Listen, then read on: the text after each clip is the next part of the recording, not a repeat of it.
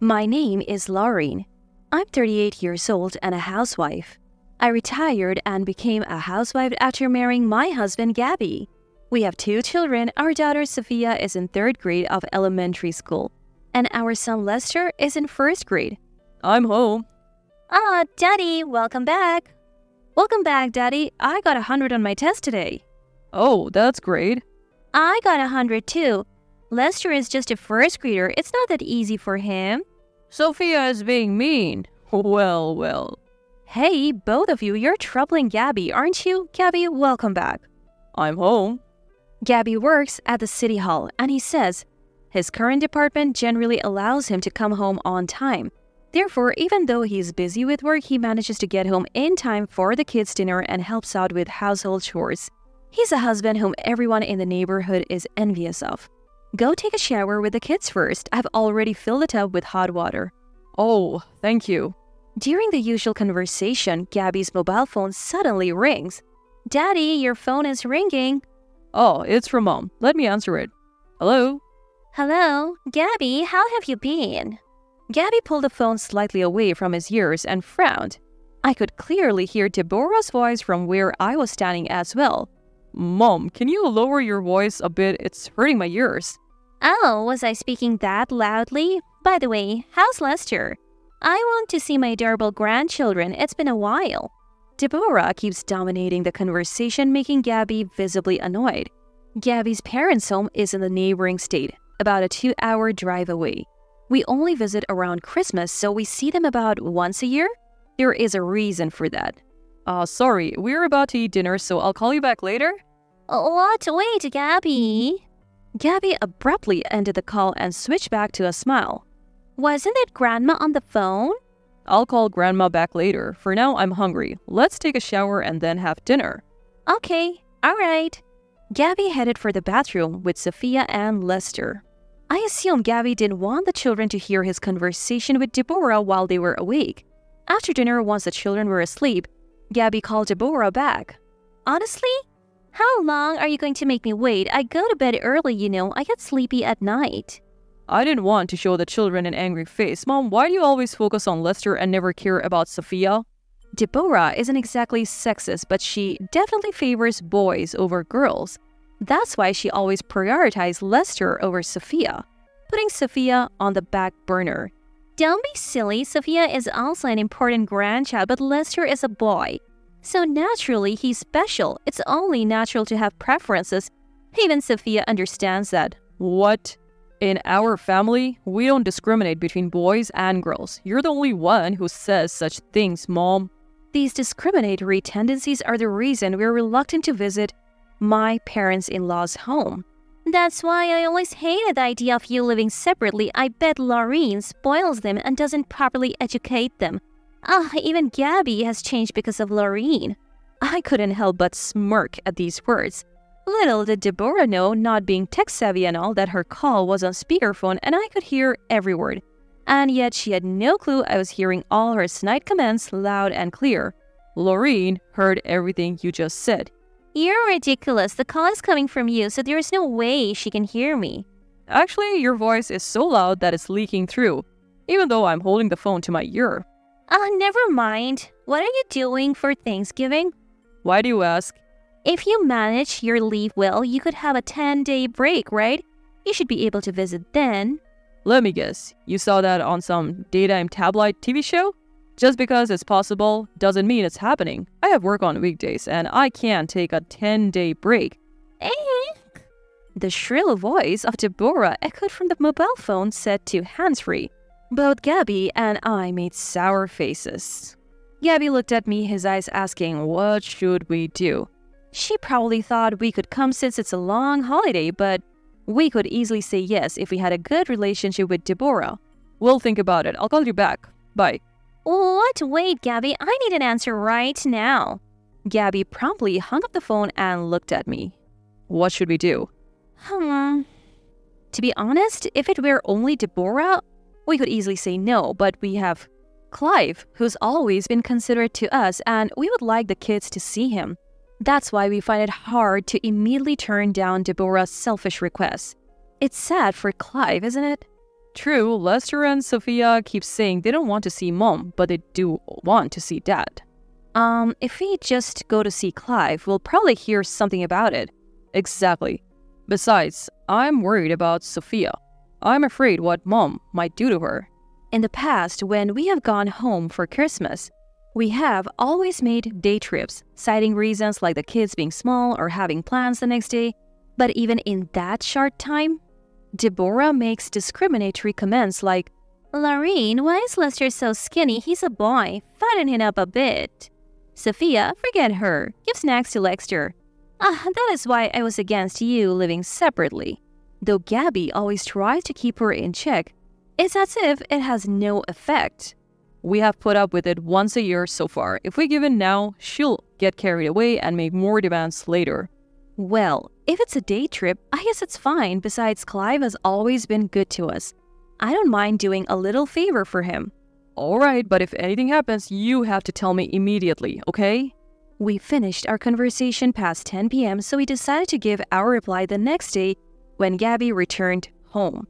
However, when Gabby came home around 7 p.m. the next day, he said, Got a call from mom. As if she had specifically waited for a time when the kids would be awake. Have you given your answer yet? We were planning to call you back tonight. Do it sooner, so when are you coming? We can make it on Saturday the 18th. The kids have plans on Thanksgiving Day. Alright then, so it's the 18th and 19th. What? No, it's just the 18th. What? Only Saturday? Aren't you staying overnight? Overnight? Thanksgiving is just around the corner. Stay overnight. No, that's not possible. Upon hearing the word overnight, I felt a chill run down my spine. You've got to be kidding. She didn't just suggest staying overnight, did she? I shook my head, wanting to avoid that at all costs, but then, are we having a sleepover? I want to. I want to as well, right, Dad? Can we? Sophia and Lester overheard and started begging Gabby. Hearing the kids' voices over the phone, Deborah triumphantly said, "Well, then it's settled. You'll be coming over for an overnight stay on Saturday." Seeing the children so excited, I felt a sense of regret, but I also felt it would be impossible to say no at this point, so reluctantly, we decided to go home for Thanksgiving as Deborah suggested. 2 weeks later, while I was cleaning, my mobile phone, which was in my pocket, rang. I checked the screen, and it was a call from Deborah. Wondering what she could possibly want, I nervously answered the phone. "Hello?" Lorraine? Long time no see." A long time no see. May I ask what this is about? You've heard about Thanksgiving from Gabby, right? Yes, I have. How interesting. I was surprised to hear you'll be joining us. Huh? Yes, I suppose so. I was under the impression that I had only invited Gabby and the Grands, so you can imagine my surprise. Just when I thought this was another one of her expected annoyances, I heard a loud voice in the background. It was Clive's voice. "Hold on, Clive, I'm on the phone right now." Enough of this nonsense. Hand over the phone. After some rustling sounds, the phone was switched from Deborah to Clive. I'm sorry, Lorraine. Deborah has been nothing but trouble as always. Clive, long time no see. Please, there's no need to worry. No, it's alright. I'm truly sorry. I wish Deborah wouldn't do things like this. My apologies. I always think this whenever I visit my parents-in-law's home. Why is everyone else so reasonable except for Deborah? Oh, that's right. When you come over, I was thinking of buying some toys for Sophia and Lester. Sorry to confirm this over the phone, but would it be okay to take them shopping? What? Of course. Are you sure? Well, you're taking the trouble to come all this way. If it's me, I thought I would let you indulge a bit. Thank you so much. Clive's pleasure came through clearly over the phone. I thought it was good that I didn't refuse, but this trip home would result in Deborah causing an unthinkable incident. On the first day back, as I opened the front door to my parents-in-law's home, Deborah hurriedly rushed over. "Lester, let's play a lot with Grandma." Wait, hold on. As usual, Deborah only seemed interested in Lester, but it's exactly this attitude that makes her so disliked by the Grands. I wonder when she will finally realize this. Stop it. You're embarrassing. From behind, Clive scolded her and Deborah reluctantly backed away from Lester. Clive gently patted Sophia and Lester's heads, saying, I'm glad you came. and greeted them with a smile. Needless to say, Lester and Sophia also smiled in response. Deborah glares at the scene. We then set down our bags and decided to head to the toy department in a nearby large shopping mall. I don't know what's popular these days. Can you tell me what Sophia and Lester like?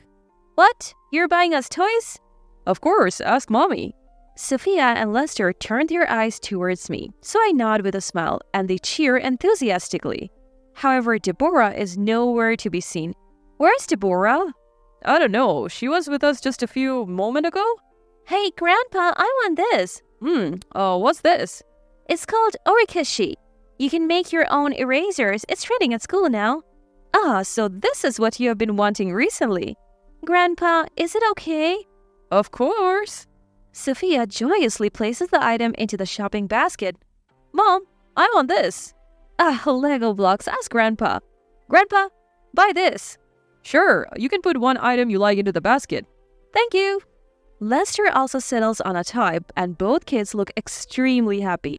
Just as Lester is about to put the toy in the shopping basket, Lester, Grandma will buy you these encyclopedias and dictionaries, she says, holding an armful of books she had from somewhere. Everyone but Deborah is left speechless. These are all things Grandma chose. They all look interesting, don't they? Hey, why are you doing this on your own? Oh, it's fine. Let's just buy it for him. No, it's not fine. I promise one item each for the two of them. One each? Huh?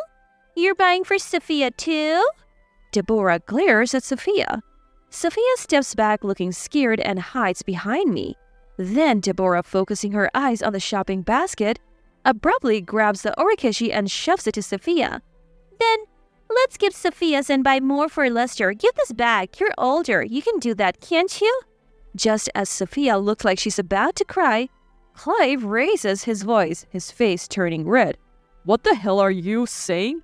Deborah's shoulders shake as she says, Hey, stop it. You're embarrassing me. Other customers are looking. The one who should be embarrassed is you. How dare you do this to Sophia? Clive, Sophia is scared. Clive immediately comes to his senses and directs a smile at Sophia. Patting the near-crying Sophia on her head, he says, I'm sorry, Sophia.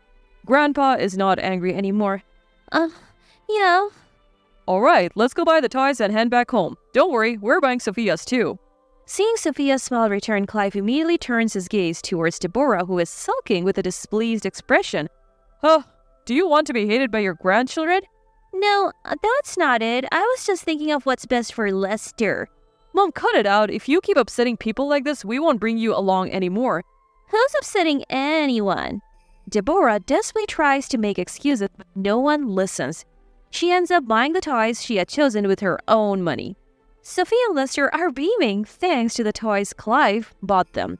However, Deborah, not pleased with the situation, causes further trouble later on. Upon returning to the in-laws' home and having delivery steak for dinner, Clive says he's going to take a shower. Sophia, Lester, do you want to join Grandpa? I will. I'm too shy, so no. All right, Lester, will you join Grandpa then? Sophia says she will go with me, and Lester and Clive head to the bath first. At that moment, Deborah was suspiciously moving back and forth between the first and second floor stairs. Suddenly, Deborah asks me, Lorraine, are you going to use the bathtub with Sophia? Oh yes, we are. Oh, you're going to use the bathtub after all, then I need to change the water. She said, sounding somewhat sarcastic. It felt a bit off to me.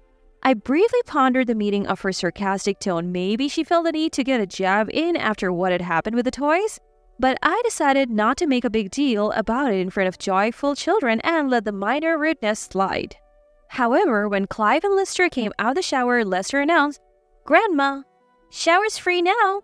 Oh, thank you. Good for you. Speaking properly, she replied. After that exchange, Deborah actually went to change the bathwater. Seeing this, Clive said, She may be like that, but maybe she feels bad about what happened. I think Deborah wanted Lorraine and Sophia to have a clean bath, so she changed the water on purpose. Can't we forgive her? He asked, sounding somewhat apologetic. I thought that even if she's always sarcastic, she is still Gabby's mother. As Gabby's wife, there are probably things I should be more accepting of. About 20 minutes later, Deborah announced the bathtub is ready. Sophia and I stood up and went to the bathroom. Deborah was smiling throughout, but as soon as we closed the bathroom door, we heard a commotion from Deborah on the other side. What? Wait, Lester! Huh? I want to go in too. Lester heard her and immediately burst into the bathroom. Lester, why are you trying to get into the bath? Hold on, Lester. If you go in now, there won't be room for Laureen and Sophia. You just had a shower. Feeling that something was off from Deborah's anxious behavior, I listened to what Lester had to say and was shocked. But Grandma, you put Sophia's toys in the bathtub earlier. You even put a lot of the colored paint that you gave me as a reward. Mom and Sophia are going to play with it now, right? That's not fair. I want to play too. Upon hearing Lester's words, Sophia and I were stunned, as were Clive and Gabby, who heard it from behind. Deborah's face turned pale. Sophia, go to the living room for a bit. Okay. No, wait a minute. Deborah stands in front of the bathtub trying desperately to conceal something, but I brushed past her to take a look. To my surprise, it's filled with the Orikishi toys Sophia had just bought. Furthermore, the water smelled not of bath salts but of paint, and it seemed to have a faint yellow tint. What is the meaning of this? Are these not toys meant for the bath? Deborah is scrambling to come up with an excuse in front of Clive, but Lester once again throws a wrench into things. That's not right. I told Grandma that Orikeshi is for making erasers, so it's not a bath toy. Lester, wait. And she was acting all sneaky, saying shh. So I thought she was going to surprise Mommy and Sophia. Well, it's just what a child said, right? Don't worry. This is a bath bomb. No, it's not. This is the paint from the toys Grandma bought today. I saw her put it in. At this point, Deborah is at a complete loss for words. Lester goes straight to Sophia. Clive, there's a swimming pool nearby, isn't there? I'm taking Sophia there. Yeah, that's probably best. Can I leave the rest to you? I want to keep someone who would do this sort of thing as far away from the children as possible. Leave the rest to me. I'll cover the swimming pool fees. Why would we have to? At that moment, when Deborah tried to resist, Clive glared at her with an intense expression. Deborah stood there silent and wide-eyed. Clive then raised his voice towards the living room and said, Lester, Sophia, there's a swimming pool near our house. Go there with Daddy and Mommy. It seems the bathtub and shower are a bit broken. As Clive called out to Sophia and Lester in the living room, voices replied, Swimming pool? You say. Can I go too? I'm looking forward to the swimming pool, came the excited response. Laureen, I am truly sorry. Let's go buy Sophia's toys again tomorrow. Take care on your way. Clive said this with a smile. Since Deborah was still trying to say something, I changed my tone and asked, Is there anything else? Deborah stiffened and said, No, nothing. I will never forgive what happened today. Don't ever expect to see either of them again. It was already unacceptable how harshly you treated Sophia. But to harass her like this? But everyone won't listen to me. So you think it's okay to harass a little girl because of that? Deborah was at a loss for words. Gabby also struggled to contain his anger and spoke trembling. I've understood how Mom feels. Dad, I'll leave the rest to you. I'm going to the swimming pool with the four of us. All right, go ahead. Wait, Gabby, you're my son. Defend me. I won't call you Mom anymore. To me, you're just an unpleasant stranger now. I can't consider someone who hurts my important family as my mother. Gabby. I took Gabby, Sophia, and Lester along with our swimsuits and headed to the swimming pool. Both kids were extremely excited at the swimming pool, which they hadn't visited since the summer. It was good to see the children's smiling faces looking so happy. And when we got home, Deborah was nowhere to be found. Did you enjoy the swimming pool? Yes, it was so much fun. The pool was big. I see, that's good. Oh, Sophia, I'm sorry. I accidentally stepped on the box containing the toy I bought for you. What? I'm really sorry. So I'm thinking of buying you 2 toys tomorrow to make up for it. Wow, that's okay then. Not fair, me too. Sophia immediately broke into a smile. Lester also joined the conversation, looking envious, and Clive nodded in agreement with a smile. The next day, the two kids were thrilled with the toys they received. We then went to the local theme park with Clive and had a fun day. Of course, Deborah was not there. As for where Deborah went, apparently she was sent back to her parents' home while we were at the swimming pool. A week after our fun day, Clive contacted us to report that they had gotten a divorce. But then, about a month later, What, Deborah? In the morning, the intercom rang. When we checked the camera, there was Deborah. "Let me in, please. I came to apologize." As soon as she said that, she began to deeply apologize right in front of the entrance. "I'm really sorry. I was wrong, so please let me see Lester and Sophia." Deborah bowed her head repeatedly, pleading at the entrance. While it looked like a moment to accept her apology, thinking, she really has reflected on her actions, I said, "No." "What?" "While it's natural to prioritize the children, it seems you have no intention of apologizing to me." Well, even if you said you would apologize to me, I won't open the door. I told you I would never forgive you, right? Goodbye."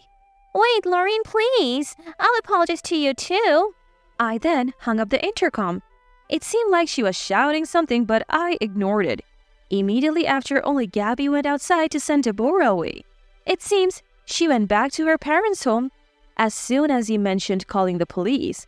By the way, the two children don't seem to be concerned about Deborah's absence at all, saying, "We want to play with Grandpa again," and only mentioning Clive. Neither Gabby nor I have anything more to say about Deborah, and it looks like we'll be visiting my parents-in-law's home more frequently from now on.